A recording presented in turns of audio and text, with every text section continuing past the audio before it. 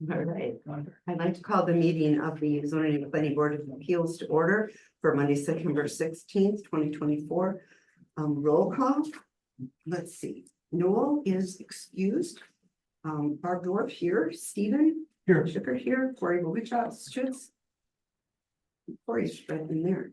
I can't hear you, Corey. Are you I'm muted? sorry, I was just having some audio issues and I think it's all good now. I couldn't hear anything for a moment, but it's all Okay. good now. So roll call and you're here. Here, And Joshua Cook. Here. Okay, well, let's get started. First, I need a motion to approve the agenda. So moved. Seconded. Okay, moved by Josh, seconded by Corey, no, seconded by Steve. All those in favor say aye. hi, Opposed, nay. Motion carries. Approval of the agenda. I'll entertain a motion for approval of the minutes. I so moved. Second. Any discussion? Hearing none, all those in favor say aye. hi, Opposed, nay. Motion carries. All right, now I'm going to read a statement that I'll read at the beginning here.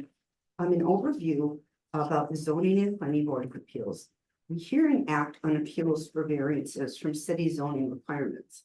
The members of this board are appointed, and the board acts as a quasi-judicial body during these appeals, which means that appeals are presented like a case is presented in court. The board acts as the judge and determines whether to grant the appeal by majority vote. For each item, we will hear from the applicant and staff, as well as any additional witnesses where appropriate. If you're the applicant for an item on tonight's agenda, please come and take a seat when your item is called. So we will start with regular business and number one, Appeal 2824. Consideration of possible action on a variance request. Oh my, Santabe. Can you help me with your name? Suntavi. Santabe? Yeah, Suntavi is not a boss. Good. All right, I'm glad you got that right. Property owner and applicant requesting to exceed driveway standards for one or two family residents at 2041 Oakwood Drive.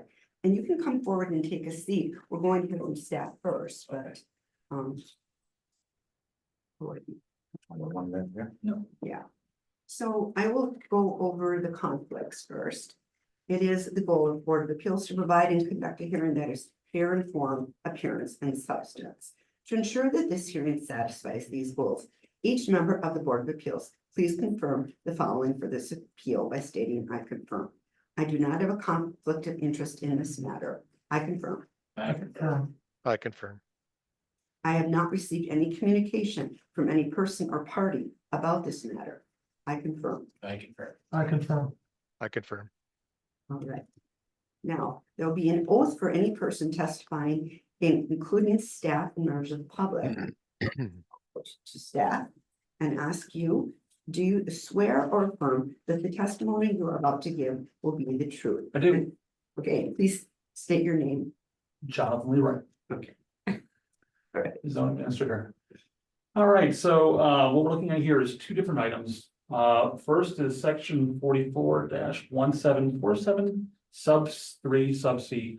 One uncovered parking space is permitted in the side yard alongside a garage, provided that space is not located between the building and the street and is set back from the side or rear yard by no more than 2.5 feet. The applicant is seeking to place a parking area alongside a garage, and that parking area is located between the building and the street.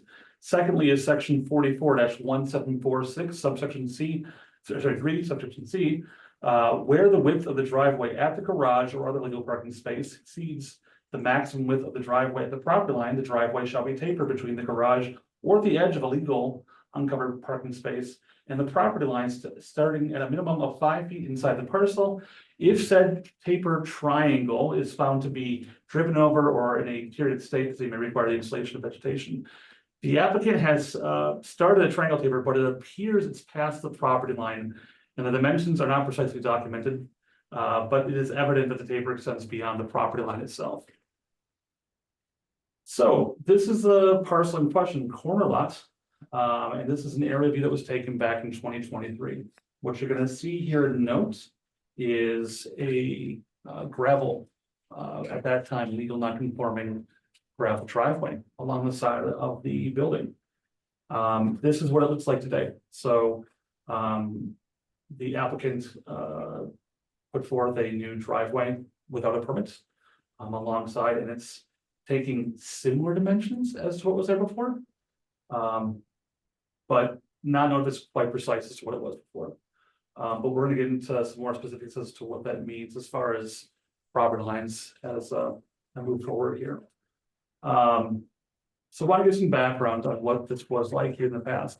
So I'm going to show you images from 07, 12, and 22 from street view images that show the gravel driveway that existed over the course of time. And because this is for 2007, a legal non-conforming driveway that was there in the gravel sense of the form. So 2012, still there, 2022.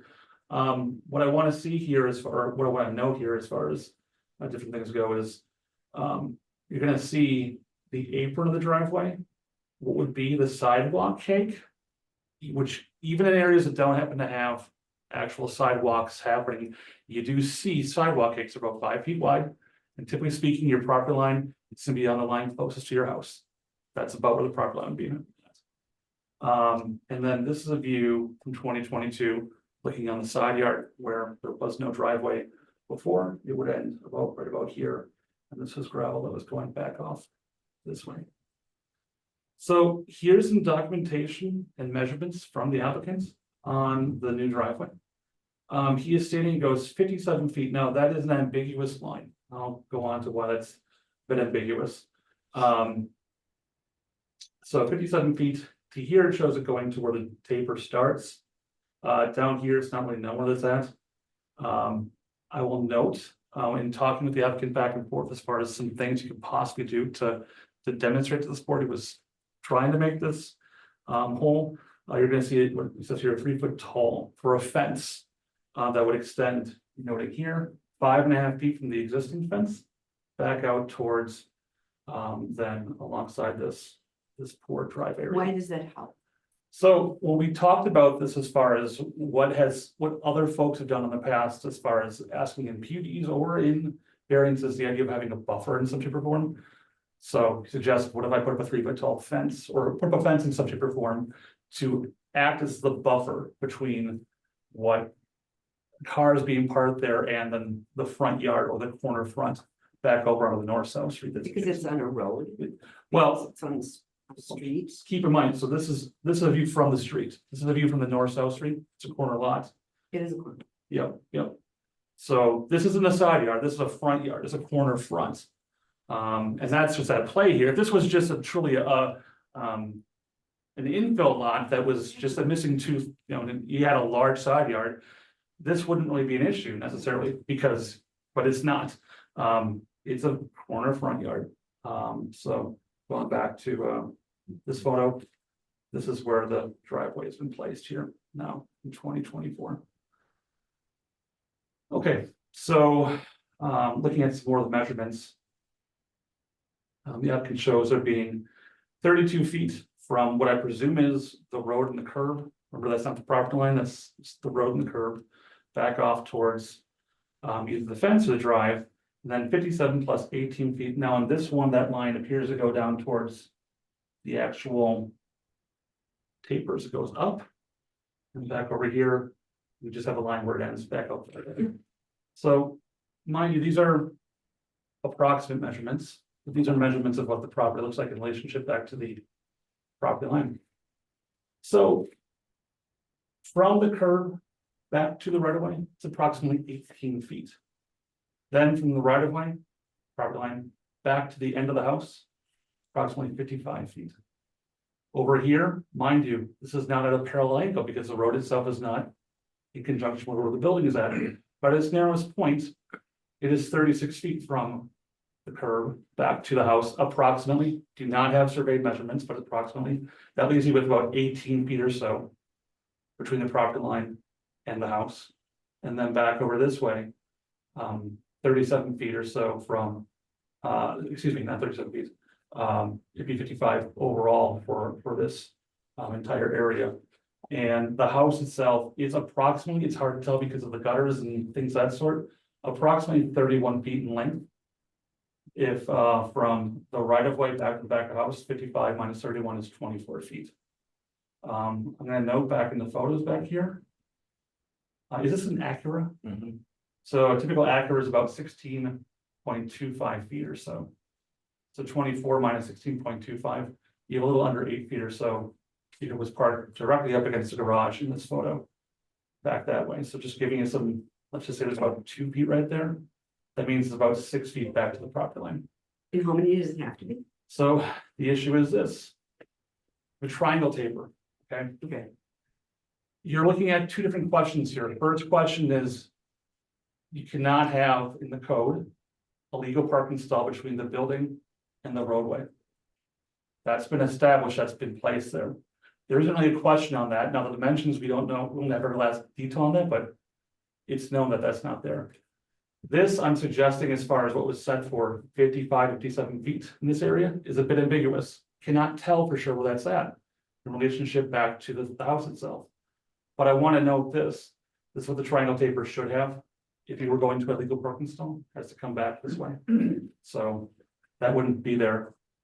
And noting on this photo. The triangle taper goes into the front of walk.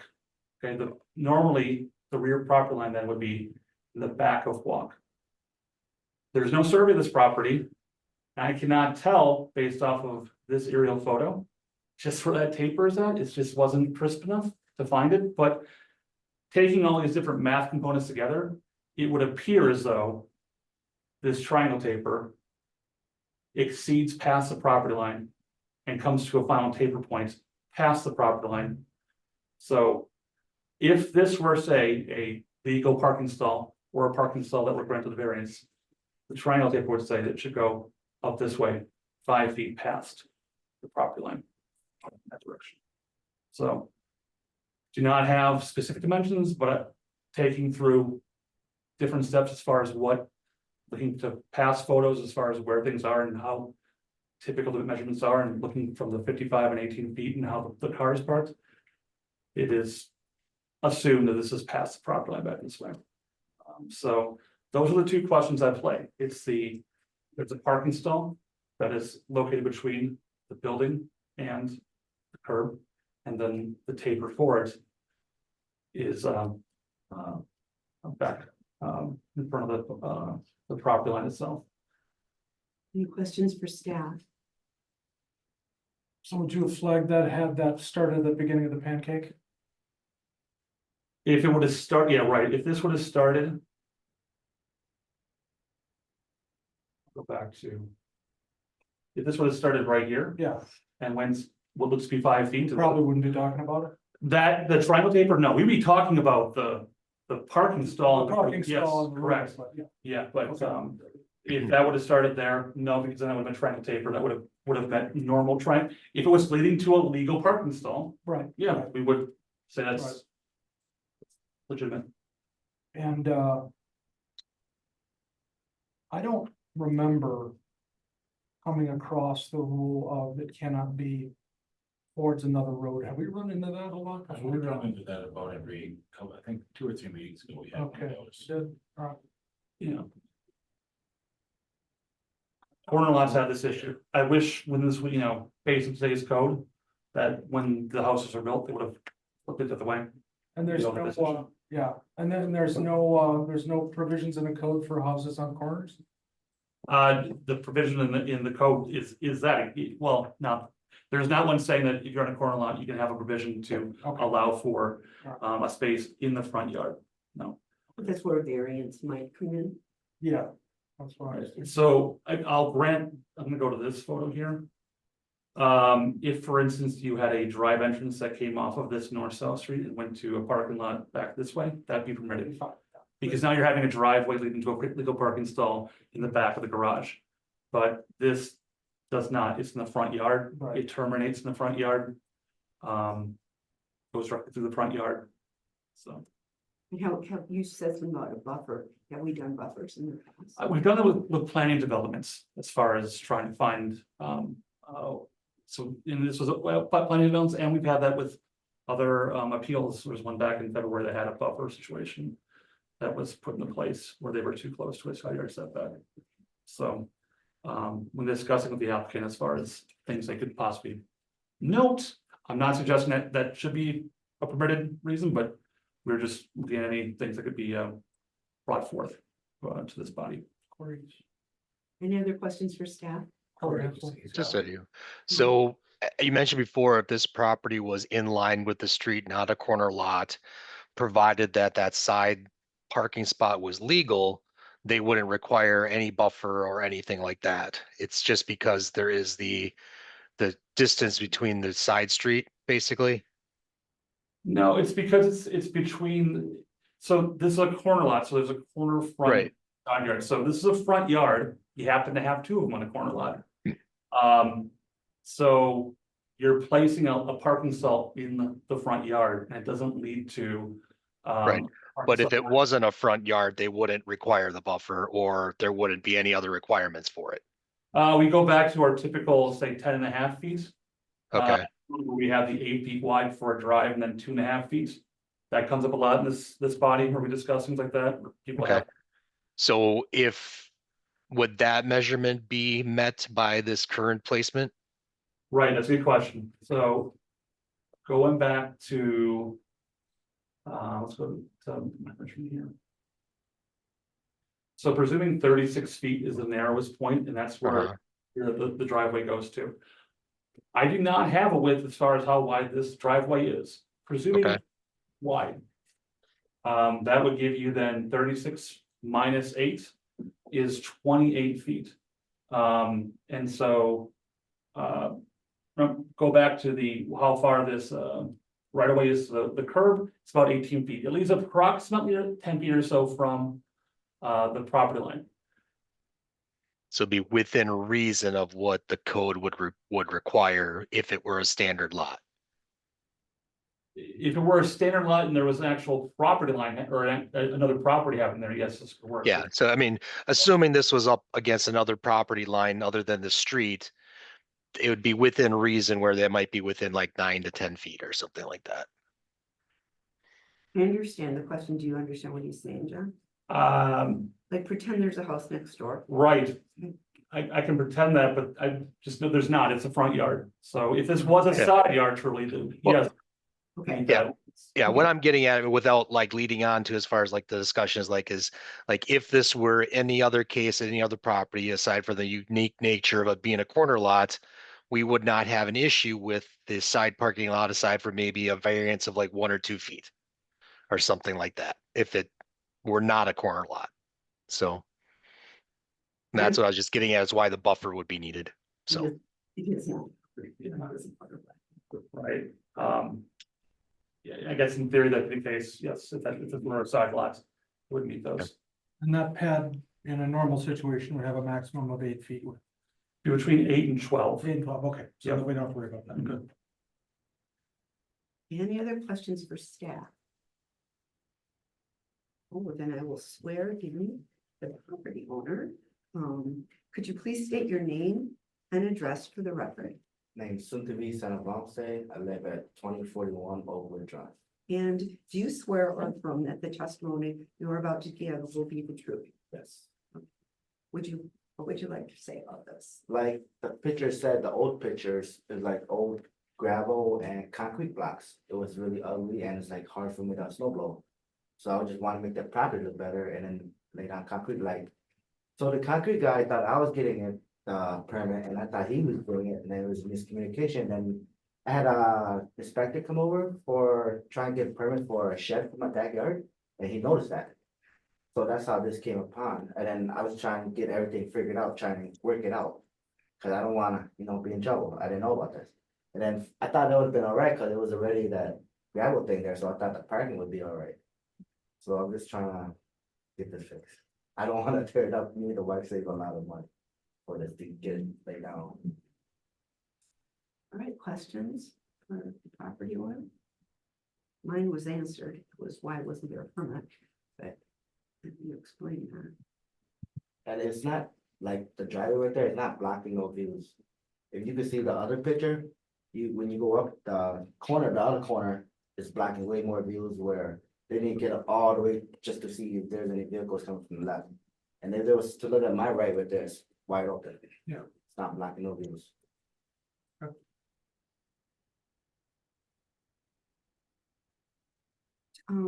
Just to explain the procedure here. I got a quick question. Oh, Sorry.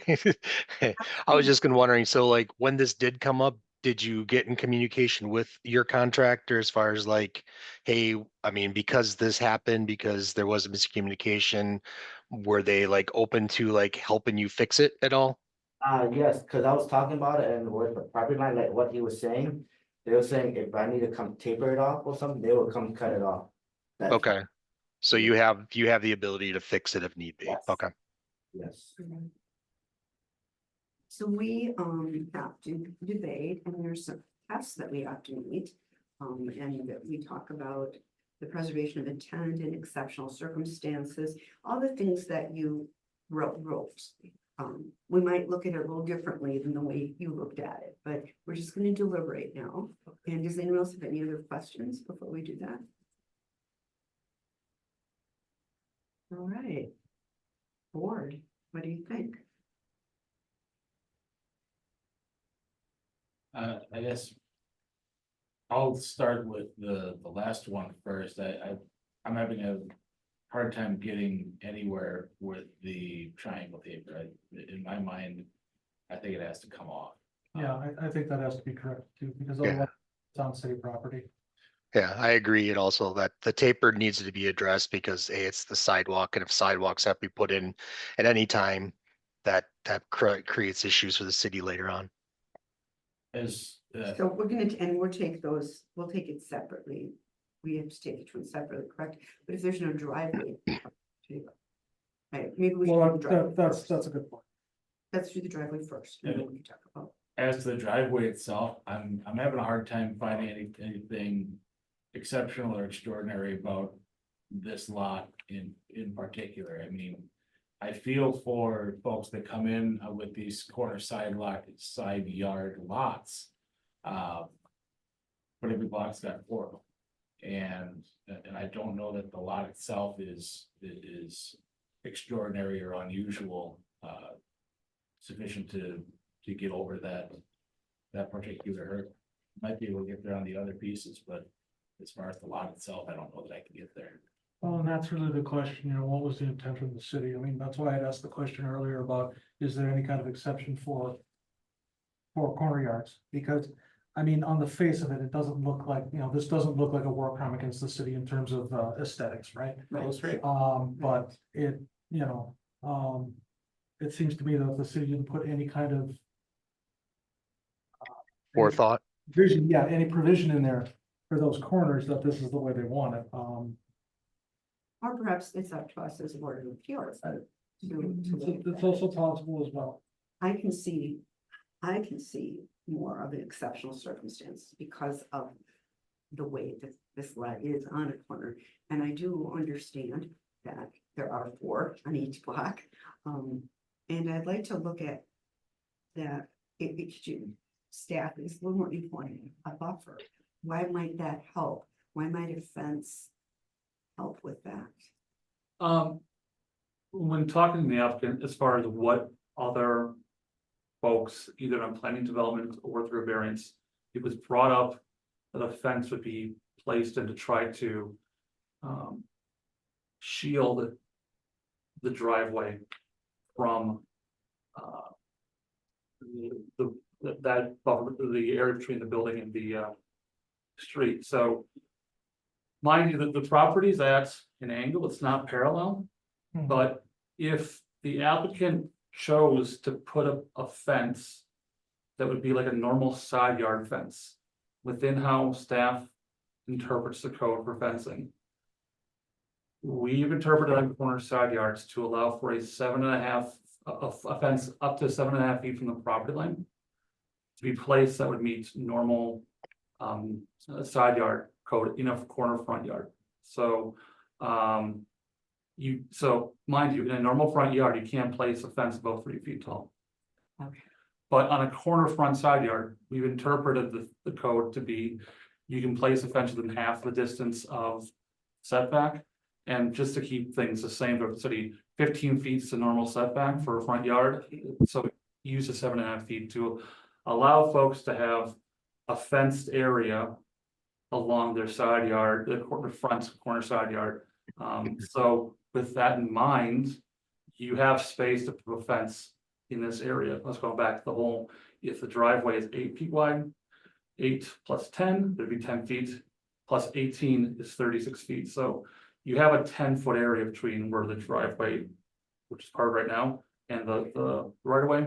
That leaves you with 2.5 feet to spare to put up a fence. So when speaking with the gentleman as far as just, obviously the first thing is just remove the driveway, but if you're trying to have arguments here, we talked about what you could do, and frankly, lowering the driveway itself is already at about somewhere around 8 feet or so, so just narrowing it's not gonna help. So we were discussing what could you put forth that other folks have done in the past. Would you be a compromise position? But what's it cost some money to do that? Well, and my thought here is that, you know, both a fence and vegetation could be used. I think so too. You could have bushes, Cause I right? mean, if you think about the older, views of this property, there was a lot of poplars on that side at one time. Yeah, And that would have, I mean, that would have provided something of a screen. I mean, it doesn't matter now, they're cut down obviously, but. I'm gonna note, when reviewing back to some records from around 2016, I think these trees are removed because of visual impairment. Oh, That's why they're not. Yeah, and there was a request for a complaint that was put forth, and those, sorry, you can't zoom into it, but that grouping of trees was it within the vision triangle.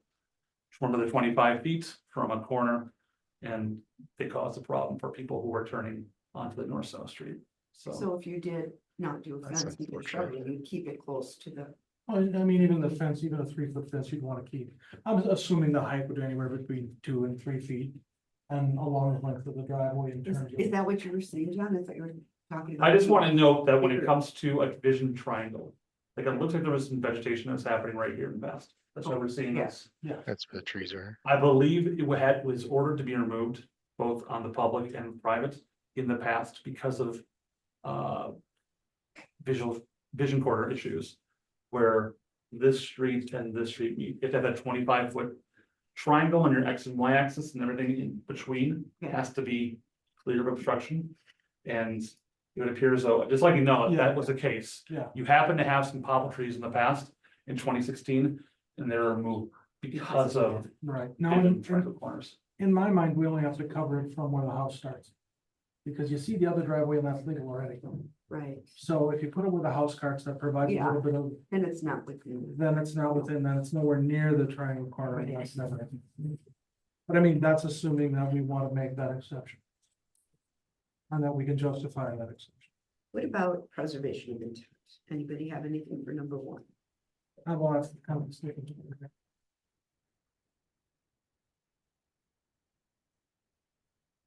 That's- I think it's president, that and the exceptional circumstances elements for me. 1 and 5, One, 1 and 2, I'm sorry, 1 and 2.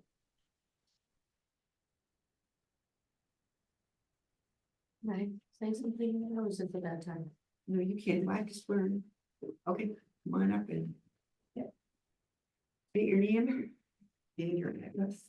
Linda Eck, 1634 Woodford Drive, Green Bay. And do you swear or affirm that the testimony you're about to give will be the truth? Yes. Okay, go ahead. Okay, so in the information it said legal non-complying as far as the gravel that was there before. And so basically I'm wondering if this was legal and then there was a non-compliant. It kind of seems to me, in a way, it kind of conflicts, but maybe you can explain why it. I would just, it was grandfathered before would be more of a Okay. colloquial term. Legal non-conforming is not conforming, but it was legal because it was there for so long. And this was, if you look back through the aerials, it was there around the year 2000. If a structure was built before the year 2006, that's what we use right now for our turning time, because that was when the code was last at a large rewrite. Mhm. And it was already in place, but it wouldn't be today's code standards, is legal non-conforming. So Okay, I the see. gravel driveway was in there, It's not conforming, but it's legal because it was in there before 2006. Okay, yeah, so that's a tough one, because obviously, they've already been using it to park cars there. So he wanted to clean it up, and then this happens. This It's kind of like, happens. you want to do the right thing, and then here you are. So, and I think honestly, a fence would cause more of a visual impairment for people than as far as, trying to see. But I know that he would like to make this right without having to remove his driveway.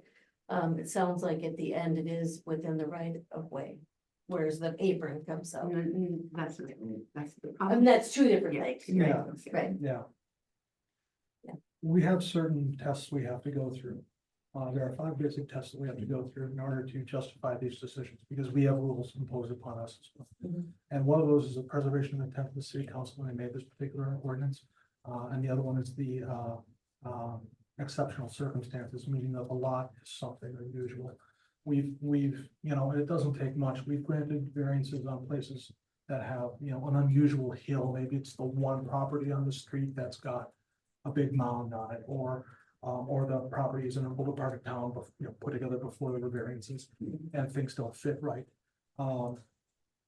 Properties that would put up kind of kittywampus to the street, so nothing really leads in straight. There's been a lot of variances like that.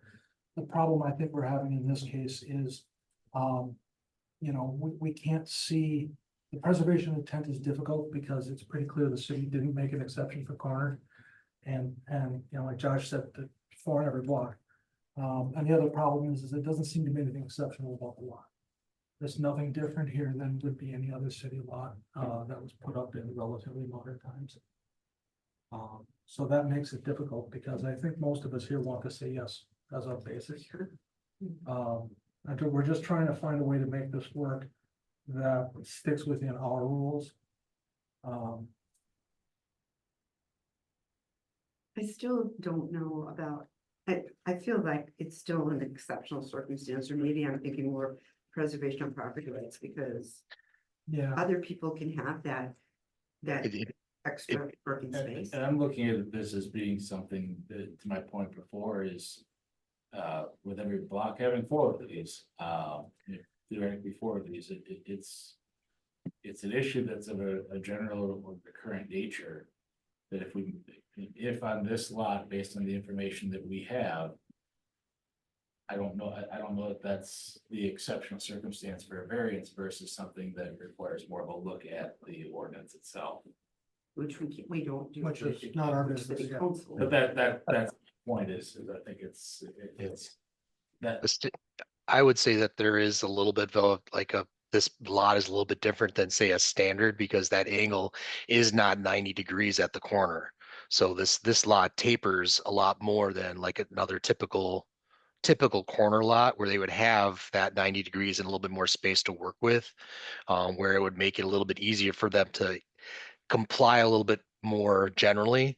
So I mean, I believe that this one meets those either the exceptional circumstances or the unique property guidelines, because how many more lots you're going to find that fit this exact dimension and with those restrictions, especially also where they mentioned that there was that taper on the front where there was a sightline issue with trees that had to be, the city had to come in and play in there.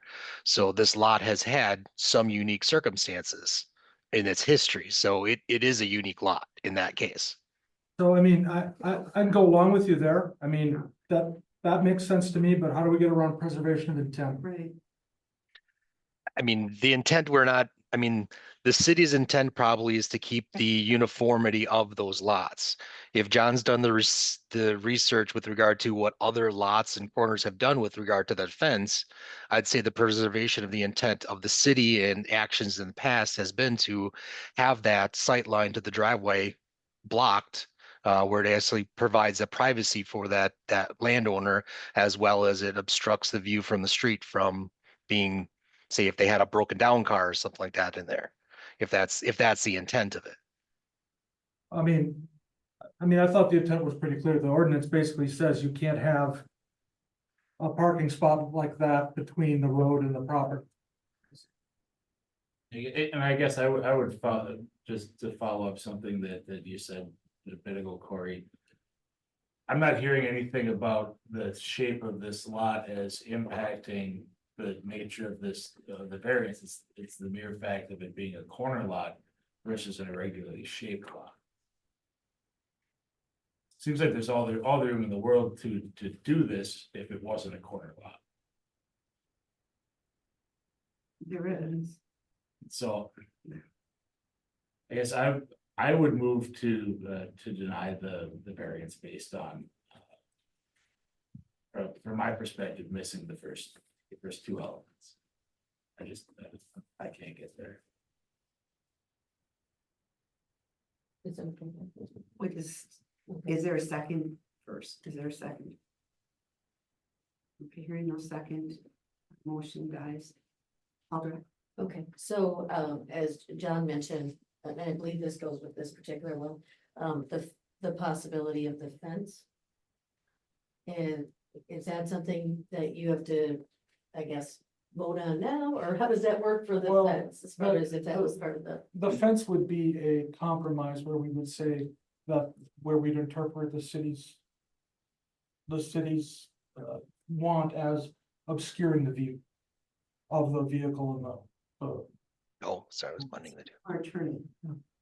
So I think at this point, we should be hearing from testimony. If you have any testimony to give, that what the board would hear, and then if the board has any questions from the witnesses, then they can ask those questions. You're saying we're not having witnesses to ask questions. Yeah, at this point, it's testimony that you should be providing testimony that you have from any experiences you have with this property. well, I can add that, he did talk to different neighbors and they don't have a problem with it, so I just wanted to add that. There was no complaint filed, it was only because they had We get it. the inspector out for the permit for the shed.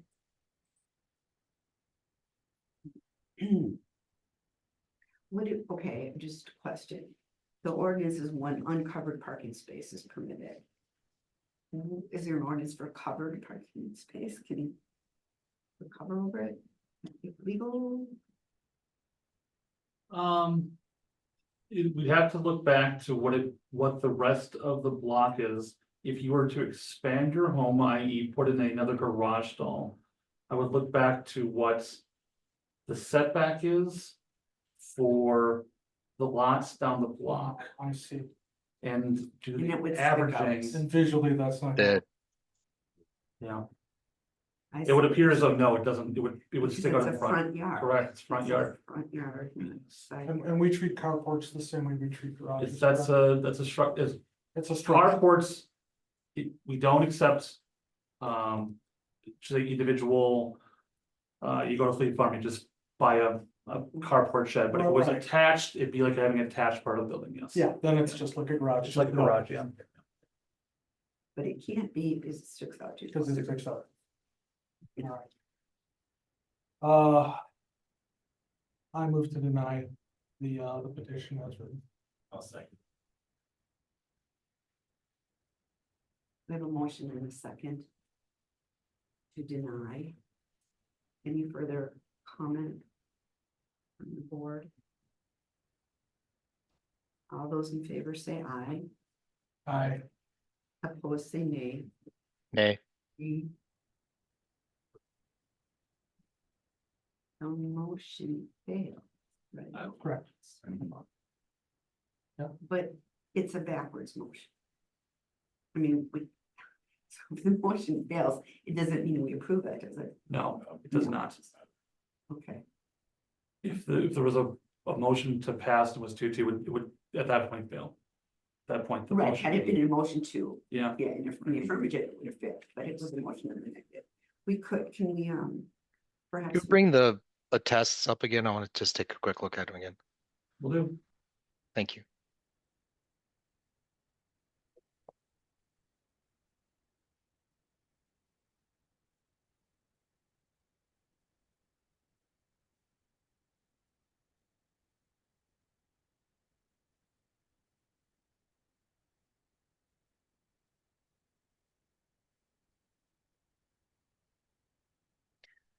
And the variance is not of some general or recurrent nature such as ownership changed. I think number 4 is okay. I think we're good on 4. We're good on 3. I We're think there on 3, 4, and 5, I believe. Now, 5, explain to me 5 then.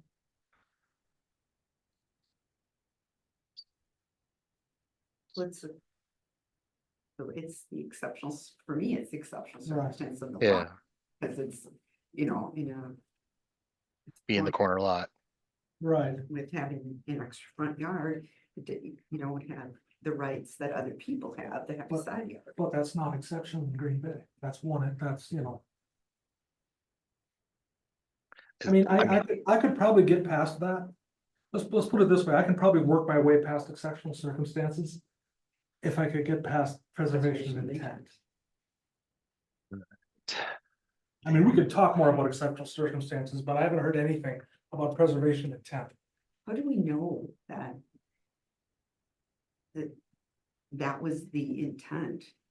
I mean, how do we know what the intent was? Because they wrote it down in the, Because they said, did it it says provided the said space is not located Yeah. in the street. Yeah. So, I mean, they didn't say anything about it. I think we'd already passed this. but if we, can we hold this? till the- So here, this is where preservation of intent would come into play. So the preservation is that they're allowed to have an uncovered parking spot alongside the garage in the side yard. The garage on this house is on the side of the open street. If the garage were on the other side of the house, they wouldn't have this issue. So the preservation intent is allow them to have that parking spot in the side yard. It just happens their side yard adjoins to another street. But when we look at the language that prior councils have left us with, they included that specific provision indicating provided said space is not located between the building and the street, which this is. If this house were situated just a little bit further towards the street and flipped to the garage on the other side, you're right, we probably wouldn't be here. But the prior council used those specific languages and included that specific provision, leaving us no further exceptions. So the intent is as set forth in the ordinance itself. We have to go with that language. Yeah, and the way it's set up, and John, please correct me if I'm wrong, but that's considered front yard because of. You know, I mean, we can blame the builder, but that's, you know, Right? I mean, and I would note if anybody put a corner of home nowadays, we tell them. the garage. It would flip, Yes. I wonder if we could hold this and when we have 5, we'd have a more clear. I'm afraid if we move to approve it, we're gonna have a 2-2 vote again, and then, You know, but next month we might have 5 of us here. Yeah, if you have a 2-2 vote now and it's the affirmation, it'd be dead at that point. It would be done, so it wouldn't be approved. Because you have a vote, so. Okay. Attorney. I would just note too that you have to find all the elements first before making the recommendation for approval first, so. If you can get through all 5 points and then somebody makes a motion to approve. I think we want to talk about it at a fuller group next month. That's it. Yeah. I want to talk about it, for the group next week. And then go through the points, and if we can come to the conclusion, then at least we'd have an odd number. There's a chance. Hmm. I guess. Move to, so would that mean you need a motion to table this item till next month's meeting? Yes, Yes, I don't know enough about the rules, so if we have a quorum. And have this information. We've kicked Procedurally. the can down. But that was, I'm no, I understand what you're saying. But you can vote against it. I don't know that. Yeah, Okay, a motion's been made to hold this until the next meeting. Is there a second to that motion? I'll second it. All right, all those in favor say aye. Opposed? Yeah. Okay, motion carries. We will hold this till the next meeting and reconvene in October. Thank you for coming. Thank you. Sorry to make you come back again. Thank you. You're ready. You're an attorney. Okay.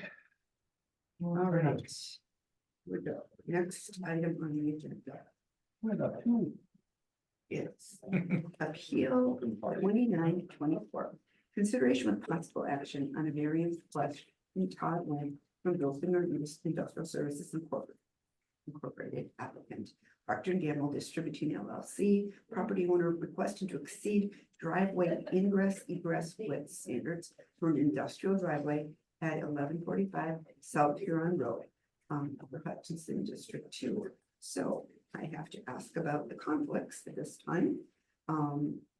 Is the Board of Appeals to provide a hearing that is here in form, appears in substance to ensure that this hearing satisfies these goals. Each member of the Board of Appeals, please confirm the following for this appeal by stating I confirm.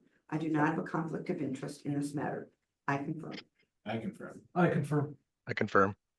I have not received any communication from any person or party about this matter. I confirm. I confirm. I confirm. I confirm. Okay. Then we will, you may come up if you wish. We're going to hear swearing in here from staff first. So, yeah, please state your name and. Yes, Todd Wendt. not Oh, yet. that's We're doing staff first and then we'll get to you, okay? John Leroy, zoning administrator, I affirm. Okay, you affirm that testimony, you're gonna give us the truth. All right, go ahead. Okay, so this is going to section 44-1773 sub D. Driveway width, driveway sizes are related at the property, right of way line, and the curb road pavement as follows. Two-way drives, max width for semi-trailers of property and setback line is 30 feet. Max width of the drive is 40 at the curb. I've got some more written text here. This is a visual exercise. It'd be better to see it that way than me trying to explain it right now. Okay. So this is the overall property that you're seeing for Procter & Gamble, about 70 acres over on the east side. Off of Huron. It's a bit of a funky shaped property as you'll see the property swing down to get this drive entrance, this drive entrance. So staff has been working with them on a site plan. They're doing some changes to their parking lot. We work things out to make it work over in the parking lot itself. The issue that comes into play is the driveway. And so what you see for the driveway right now is, this is a northern driveway. Rather than coming into a flare, which is a typical way for driveways to come in, it comes out of a curve. And that makes this driveway the way it is right now, well oversized for what is allowed in the code. The code states at the curb itself, 40 feet for a width. As you get into the property line up this way, flares back into 30 feet. Okay, that's wider right now than what's permitted. This is an overhead view of what you're seeing on out there. And so we have two different questions that are going to play. I'll do the northern one here first. So back over at the curb, the drive entrance so you look at the curve, there's a point of curvature, there's a point of tangency. So where it starts PC, where it ends PT. So PC is out in the roadway, that's 50 feet wide. And then as it comes back in, becomes 24 feet wide. What they are looking to do is 50 feet wide, same as it is right now, putting this into a flare rather than into a curve. And I want to note when talking to them as far as back and forth, this is the way that code is written to have it as flares rather than as curves. If you have a large curve, it implies to the public that becomes a street. People can just drive down that way. The wider it gets, the more it looks like it's a street going on, when Yeah. we don't belong there. It's meant for the trailers. It's meant as private property. And that's why you have the flaring actions, which is the typical requirement. So they're asking for the flare to start at the road to be 50 feet wide, narrow down to becoming 45 feet at the right of way, and then finally narrow back up to about 24 feet as you get about 83 feet or so past the right of way. This one. Southern one, this is a larger one. So I'm gonna just note back to this northern one. That is typically their employee entrance, but it also acts as two things. One, if there's construction, which there will be on the area to the east, it's their auxiliary truck ingress, egress, and it's for emergency vehicles also. So there are uses for it, but typically speaking, this is meant to be a entrance for employees, which frankly, entrance for employees, generally speaking, don't need to have this wide of an entrance, but there are those two extra other features where it's the auxiliary drive entrance to the overall property. southern driveway, now this is the big guy, so you're seeing here on, Street View. This is what it looks like right now. As it goes over, this is part of why it's being reconstructed. Or proposing to reconstruct it in the future. So the way it is right now, the existing southern entrance, is approximately 118 feet wide, PC to PC. It then narrows itself back in to where it's about 58 feet wide at the right of way, comes back into 47.5 feet, and hourglasses its way back out to the east towards the parking lot, some 96 feet or so past the curb as it goes into the property. What they're looking to do is shrink that entrance from 118 to 70 feet. Then as you approach the right of way, shrink it to 65 feet, and finally hourglass it along to where it becomes a normal size roadway, some 80 feet or say 60 feet or so past the back as far as 80 feet past the curb line, past the curb line, and then you go back up in the property, it becomes a typical size width Why does driveway. that one need a variance? It does. What, because it's still too wide? Yeah, it's still too wide. Oh. So if we're talking just normal sizes, the size at the curb, max size 40 feet. The size as it flares into the where you get the right of way, 30 feet. This is considered larger still compared to what is allowed by code. I'll get to these in a moment. With that in mind, we spoke with Department of Public Works as to what their opinions were on this, because this is utilizing area in the public right of way generally. Normally, this board doesn't take, this is the one time where we take on things beyond the right of way where to drive entrances. Spoke with Director Bernier, he was very much in favor of this variance on both ends because of the distinct nature of this lot. And the size and use of this facility and its primary function, look at just the overall size of this, to where it's a distribution facility. And you can see the vast amount of, this is the overall use, is to have shipping containers in and out of the property and to distribute goods for P&G. When speaking with Director Bernier and noting the size and use of Huron, he felt in this specific exceptional case, this was appropriate. I did ask him, do you feel the ordinance needs to be changed? He said, absolutely not. He said, the ordinance works well the vast majority of the time. This particular parcel is a special exception. And he would not ever want to see it be at 30 and 40 feet in this property because of situations like this, where even at the wider sizes, you still see the ruts from trucks coming in and not quite getting that angle on the property. So he would not want to see this being at a typical size 30 or 40 foot wide. And does this typical, or does this taper versus the rounded edge resolve those rutted issues, or hopefully? Yeah, and the overall size itself should, so I'm gonna go back over to this photo. So you're seeing where the, so it becomes much larger here, but you still clip in this area a bit. I think it's, if you're looking to what this is, you're seeing that area being clipped, not so much this far extension edge, because that gets to be more like right around here. Whereas the clipping happens more in this area, so the flare should do a better job for people to want to identify that. You can see it, I think visually you can see a flare coming in better because it's a straight line and not quite knowing where that curve is at as far as where your angle of attack is.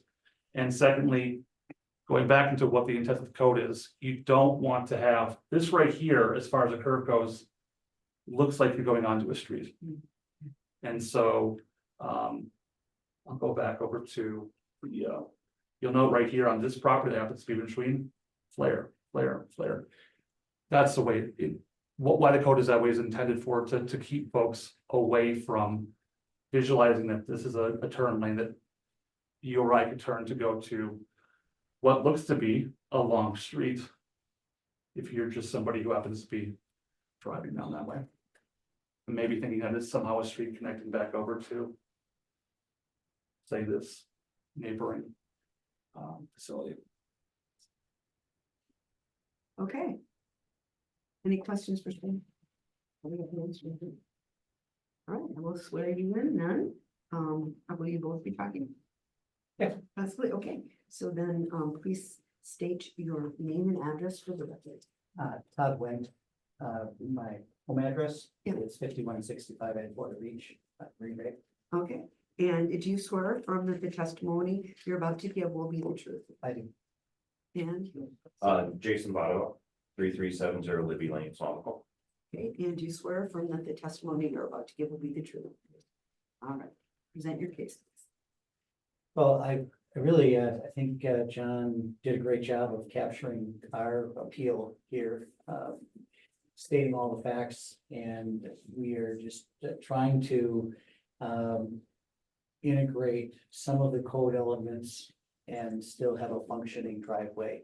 And this has really just come up, you know, the facility was built in 2002, and at that point in time, it was compliant, but this has come up because code has changed, and we're doing renovation to the parking lot. It's degraded, and so the play parking lot has to be redone, and that's what brought this into the spotlight.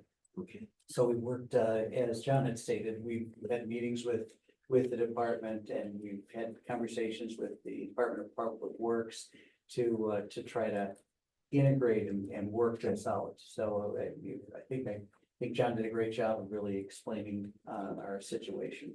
And as was mentioned, this is that driveway that we're looking at, the south one there is the main in and out for anywhere from 110 to 130 semi trailers every 24 hours. So it is the main in and out for finished goods coming from the Procter & Gamble facility to go into that warehouse. So you think about trying to have two-way traffic. If we narrowed that up to what code was, for them to be able to turn in off of Huron, they would actually have to cut over into where somebody could be coming along them to make that swing.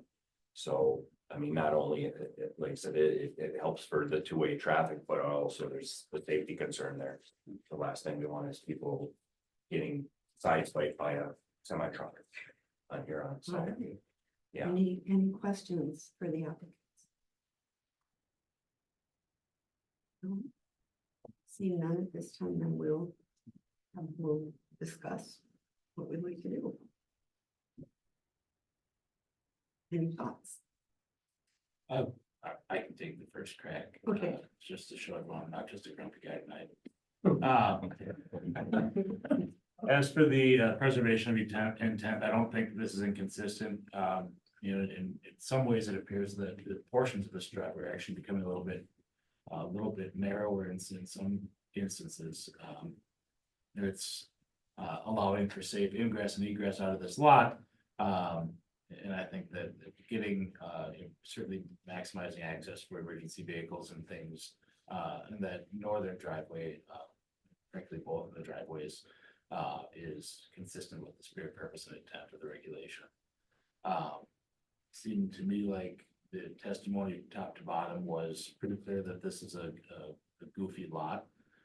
So I'm satisfied that the circumstances here, the number of trucks going in and out of this lot, the shape of the lot, the types of driveways, and access and ingress and egress we're talking about are exceptional here. I think that a variance is necessary to preserve substantially the same property rights here. The applicant requires a lot of access to the property, both for its employees as well as the folks in and out delivering goods all day long. And I think that this proposal going from the curved to the tapered access satisfies a lot of, actually improves a lot of things here there. It's flat. Absence of detriment, I haven't heard anything that this would negatively impact any adjacent property. I'm encouraged by the fact that Public Works actually supports this particular variance. And that actually not granting this variance would create a detriment here. Mhm. And I haven't heard anything that compliance with the code is self-imposed or based on economic costs. Seems to me that this is primarily for safety purposes. Yeah. Well done. And so for those reasons, I would move to approve. All right, is there a second? I second. Motion and a second, further discussion? All those in favor say aye. Aye. Aye. Aye. Opposed, nay?